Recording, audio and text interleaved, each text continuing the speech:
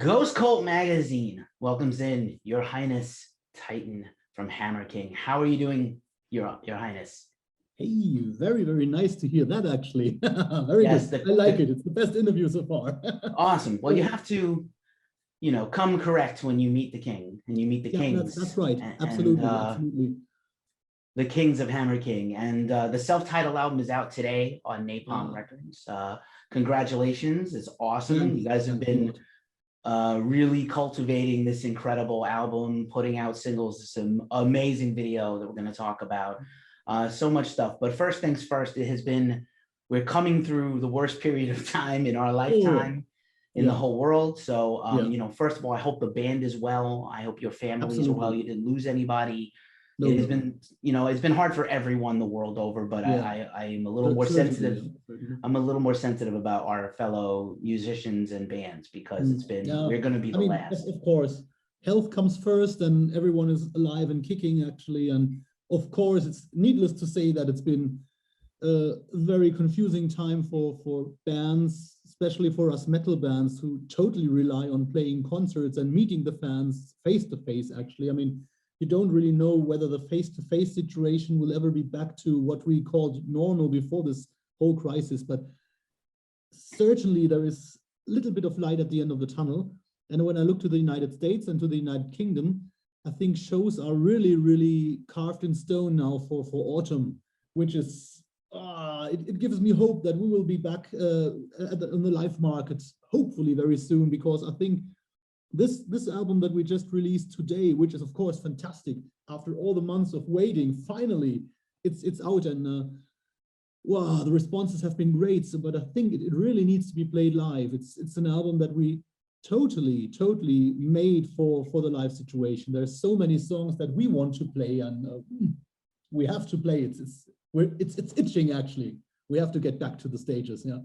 Nice. I'm so pleased to hear that. And it does feel like a very live album, like a very inspiring, in your face, a concert with this music would be unbelievable and great. And we need that. We need this right now. Listen, there's a lot of, if you like sad music, there's a lot of good sad music, and listening, I think psychologists say listening to angry and sad music actually makes you happy and not angry and sad anymore. But this music, power metal and heavy metal has always been about, just unity and overcoming the odds. And what better time in our lives to overcome the odds than right now? Yeah, absolutely. And that's something, I think yesterday in one of the interviews that I did, somebody asked, who is the Hammer King actually?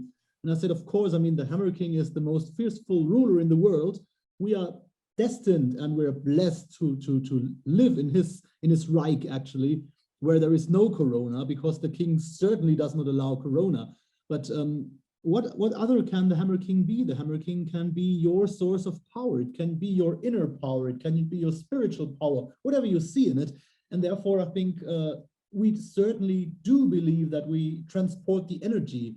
And I mean, if you regard music as the universal language, who basically everybody can understand, it's necessary for everyone that we can experience music again, not only at home, sitting in the bathtub or wherever, but basically as a live situation. I give my energy into the audience and the audience gives their energy back to us.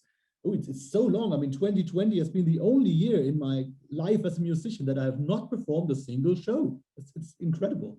Yeah, it's so sad, and the money you probably lost, and you were saying before, not just to meet the fans and see the fans' reaction to the music, but most bands in our scene sell records by giving them to fans at shows, selling them to fans in person. So like streaming is cool, and it's a great delivery system to make people aware of the band who don't. If you like Iron Maiden, you like Judas Priest, and you like Halloween, you might love Hammer King. So those are awesome. That's a great thing, but it doesn't make money. So, and Napalm, let's just give a shout out to Napalm for a second. Besides the fact that they've done a fantastic job with you guys, they always do an incredible job on merch and vinyl and, bundles and shirts and stuff. And you guys are a very visual band with a great story and an incredible lore. I'm going to go there. I don't know if mythology is insulting, but lore, right? I think lore sounds a little more personal. Both and perfect, actually. Yeah. And so I love all the merch, and I love all, like the history of heavy metal breathe through this band is so cool. Oh, that sounds great. Thanks a lot. I mean, you just mentioned Napalm. I mean, for us, it's been, we were with Cruz del Sur for, I think, 5 years, and we really loved the label a lot. And they really do stand for honesty and quality. But we all agreed, Enrico from Cruz del Sur, the chief, agreed with us that we would probably need to go to a different place where they are specialized on our type of music, a type of heavy metal. And we always dreamed of being with Napalm one day, ever since we started. And when we got in touch and they signaled that they liked our material, that was really the beginning of a new era, so to speak, because as you pointed out, they're doing a lot of promo. We're talking. We never talked before. I've talked to other people who had never talked before. It all comes from Napalm's promo, from their connections and from everything. So I'm absolutely, and I will never take this for granted, I'm absolutely aware that this really, really helps us a lot. And that's, I mean, what other than connecting with people is important when you play in a band? It's the most important thing at all. It's the music side, of course, but so this is really a fantastic time for us. And they have been producing many merchandise articles, and we will have like an action figure actually of the Hammer King in the future, hand painted, which will be unique. Everything will be unique, slightly unique. And I mean, that's going to be fantastic. I'm looking forward to having this because I've been a Kiss fan all of my life with the Gene and Paul figures and everything. And then we'll finally have an Eddie and we'll have a Hammer King to place on your, wherever you place it actually. So totally looking forward to that. That is amazing. First of all, I'm so excited. I'm going to have to buy one of these for myself. If you could see over my shoulder, I have my toys, my metal toys right behind me, you know, along with Darth Vader and Prince. I have Eddie and I have Papa from Ghost and I have Ozzy and Slayer and I have and the Super 7 just put out a bunch of new figures today for Iron Maiden and Venom and Motorhead. So I'm so pleased. I had the Kiss dolls as a kid. I'm super going to freak out right now. I love Kiss. And I see that thread, you know, I think that the theatricality of heavy metal, even though Kiss didn't intend to inspire heavy metal, and they did, but they did. They surely did, and Maiden, and you know, the War Pig from Motorhead, and the Knot Man from Anthrax, and now the Hammer King. This is so awesome. I'm totally looking forward to it, and I mean, I'm very glad that actually we could decide to put the King on the cover this time. We never did this because we said the King is mysterious, but in the end, you want to see the guy, you want to see the flesh and blood of the band actually. And so we're glad that we could work with Peter Salai, who had worked with Sabaton and I think with Hammerfall too. And I think he did something for Powerwolf. And we connected with Peter and he sent us a sketch. And the sketch alone had such a power, such an energy that we knew this will be the man to really create the cover artwork.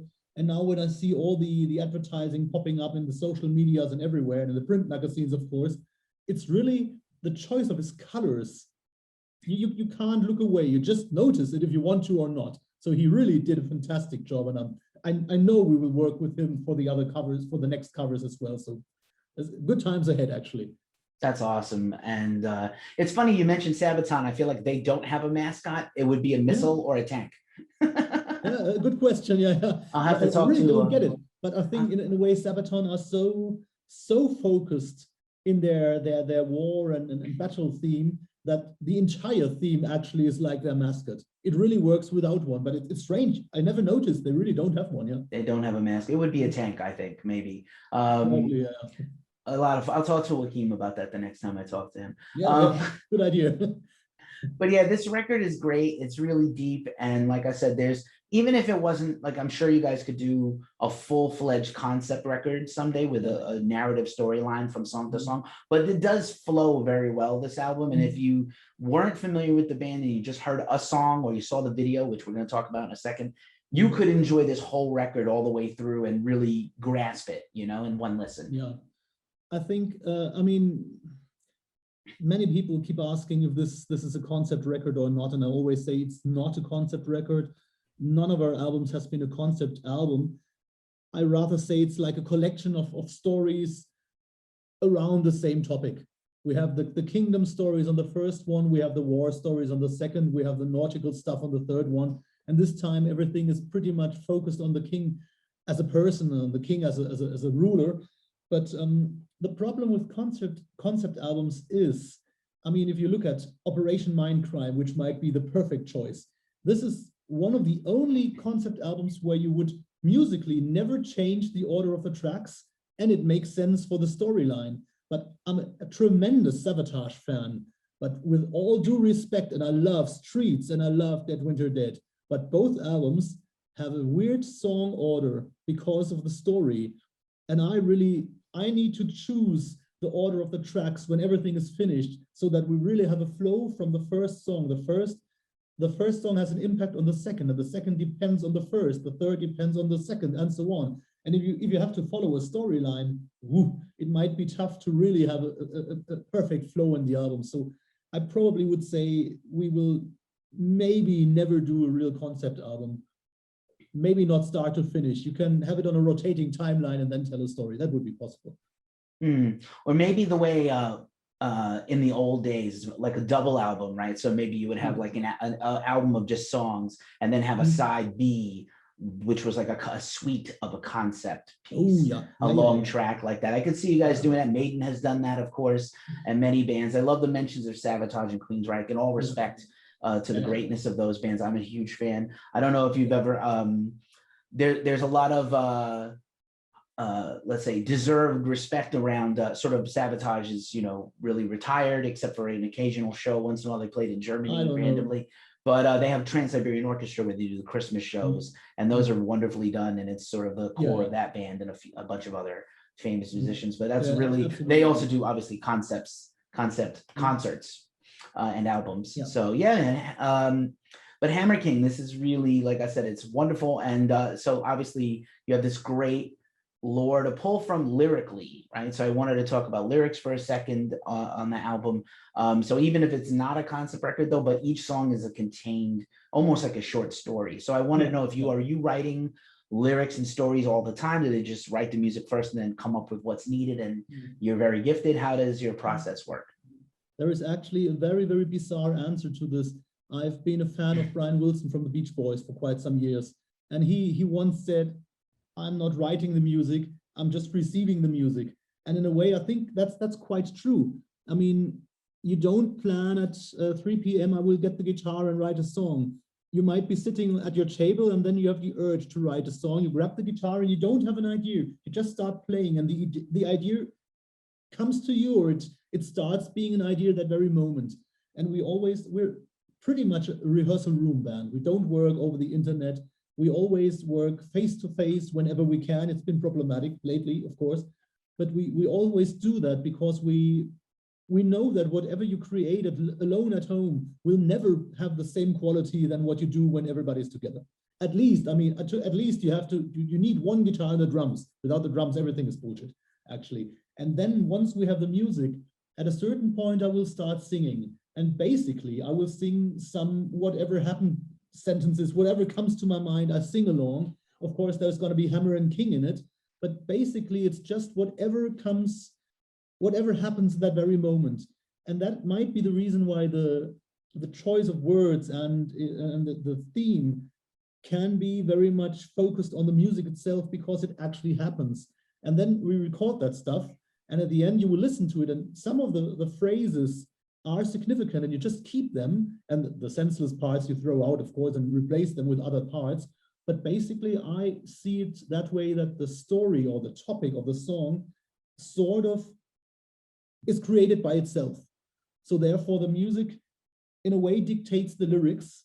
And then in the end, of course, there is a lot of fine-tuning of words and all that. But basically we really draw a lot of energy from the spur of the moment, when we jam and when we play together, and we keep most of the lyrics because they really fit so well.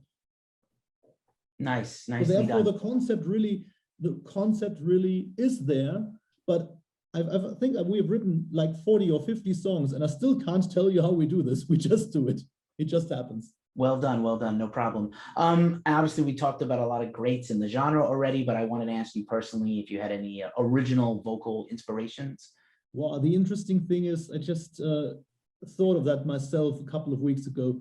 When you're listening to music as a fan or as a musician, at a certain point, you really can't remember how many albums you've heard in your life. I mean, how many albums have you heard in your life? 10,000, 20,000? I really don't know. And this times 10 songs or so. So basically, there's a shitload of music in my head, in my spirit, in my soul, in my heart, wherever it is. And I think as a band, you do draw a lot of inspiration from the bulk of whatever you've experienced in your life. So as a young musician, I could certainly say I was inspired by Halloween. That has been one of my favorite bands ever since. And I traveled a long way to see the Pumpkins United tour. And it was one of the best days in my entire life, seeing Michael Kiske singing his original songs, Keeper of the Seven Keys. Wow, it was amazing. So there is a lot of inspiration from Halloween. Of course, everybody knows the foundation of our music, such as Iron Maiden, Judas Priest, Black Sabbath, and so on. I mean, a lot of things have inspired us, but there's a lot of very different bands in my life. Like, as I said before, the Beach Boys, Queen were the greatest in the world. And of course, you can draw a lot of inspiration from bands that are not heavy metal, and then in a way incorporate it into heavy metal. When you listen to the very quiet passage in King of Kings, for example, I think it's less Manowar. It's more nearly like Simon and Garfunkel with a very, very, very, very fine vocals, and it's twin vocals. A lot of inspiration, by the way, when it comes to twin vocals and twin lead guitars are from Wishbone Ash, which is a band that I follow closely for I think I've seen them 30 times or so. So that is kind of friends with the guys from the band, and Andy Powell helped us in the early stages of Hammer King, and that was very, very helpful. So there's a lot of inspiration that we actually incorporate in our music. But the good thing is when you write a song, you never think of it. Yeah, I love all those mentions, and that makes a lot of sense. I love the Beach Boys. I still listen to Pet Sounds every few months. I love Brian Wilson. He was also crazy, which is what helps, I think, make his music. So, not disrespecting mental illness. I'm saying, like, he also was on a lot of drugs. They were all on drugs, even though they were clean cut Americans singing about surfing and girls. They were messed up, and I think they shouldn't have, but they did. Yeah, well, I mean, because of that, we also got Good Vibrations and things that were very experimental and fun. If you think of the Smile album, especially, it's such a strange voyage. Wow. Nuts. But it's amazing. It is amazing. Yeah. Right. Same with the Beatles. It was like, what were they doing in India? A lot of drugs. A lot of drugs. So, yeah. I'm so excited for this Halloween record. It's actually next week. From the time we're talking now, and I'm over the moon excited for a whole new Halloween album and the continuation of the Pumpkins United tour. I hope they stay together as long as possible, because I think it's just great for music. I definitely think so. And I mean, it's very funny that Halloween being one of my ancient inspirations, and now we are sometimes on the same magazines at the same time, and Hammer King is releasing Hammer King, and a week later Halloween is releasing Halloween. That's really fantastic. Yeah, well, it would be fantastic to tour with them. Of course, this will not happen right now, but who knows what the future brings. It would be wonderful to tour a lot. And I mean, usually bands, they say, I want to play headlining shows. I think that's bullshit. At our stage, I want to play as many opening shows as possible, because when I play a headlining show, I basically draw my audience. But if we are to play support slots, we can probably win over fans who'd never seen us before. And I think with the songs that we have especially on the new album, the songs that are so catchy and so obvious and so easy to get into, we would very much win over at least a lot of people at every show that we can play. And I'm really hoping that it starts very soon. And of course, for the fun of playing, but also from the business perspective. I mean, we have a very fresh album now. It would be very sad to promote it probably 10 months too late. Fair enough. And I think everybody's going to be experiencing that. And everybody that had a record out last year and had planned to tour last year is just coming out now with tours and festivals. So you see these, you mentioned at the top, these very heavy, like I was a little surprised at how many festivals popped up in the US that are happening right away, and how deep the bills are. They're very jam-packed. So I guess it's safe to say that Hammer King is probably not going to be able to tour until the end of the year at the earliest, right? I think so. I mean, fall would be interesting, but most of the German festivals have been canceled already. And I must say, it's frustrating. I pointed out in many interviews that the COVID situation in a way is like made for the Germans, who want to do everything 180% perfectly. And so everything is very slowly. I mean, the United States are heading towards normality, I think, at the moment. The UK as well, many other countries as well. And Germany, we would have played a show tomorrow. It would have been limited to 100 people, and they would have been forced to wear masks. and be distancing, and it's canceled. Too dangerous. What the heck? It was allowed last year without vaccination, and this year it's forbidden. I mean, it's so ridiculous. It's very, very, very difficult to accept that. I understand. Yeah, I understand. And I have been cautiously optimistic. Just 6 months ago, we were doing terrible at this. Also, America, we had nothing open. Everyone was home. No one was vaccinated almost. And now 6 months later, we are really seeing the light at the end of the tunnel. So I hope the same for you. I hope the same for my German metal friends all over the world. I strongly believe so. Strongly believe so. I mean, since the end of the last war, basically everything that happened in Germany was happening slowly after things happened in the States. So I think if you've done it now, we will pretty soon be at the same point. That's usually the same development that we have just some time later. So I will have to keep waiting for some months, but I think then we're over it. Yes, gladly. we need back our big metal festivals in German. Wacken and Summer Breeze was canceled as we record this. And they really had a good Party Song. But Germany perfected this. This is their thing, is the great metal festival, the weekend outdoor metal festival, the open air, right? That you guys invented it. So my dream is to go to Wacken or Summer Breeze someday. I have yet to get there, but I will someday. And I've never been to Wacken. I've always said I will only go to Wacken if I can play there myself, and so far I have not played there.